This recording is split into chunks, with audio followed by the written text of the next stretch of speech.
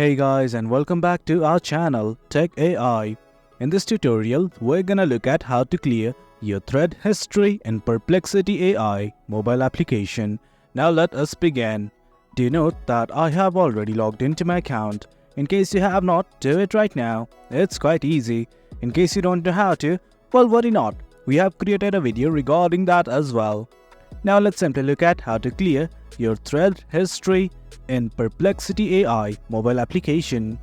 Initially, what you guys have to do is simply click on the profile icon at the top left. It's right next to Perplexity.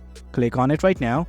Then you will be redirected to this page. From here, you can simply edit your account details. Right now, we want to clear our thread history that relates to account. So I'm simply gonna scroll down, and as you can see from here, you can change your username, email, and at the very bottom, just below AI data usage, you can see this button called as Clear History. Click on it and just give your confirmation. And guys, that's it. As soon as you give your confirmation, your thread history will be cleared. That is it guys. That's how we clear thread history in Perplexity AI mobile. It's quite easy. Hope you guys found this video informative, and for more content like this, do remember to hit like, share and subscribe. Your support fuels us. Until next time, thank you.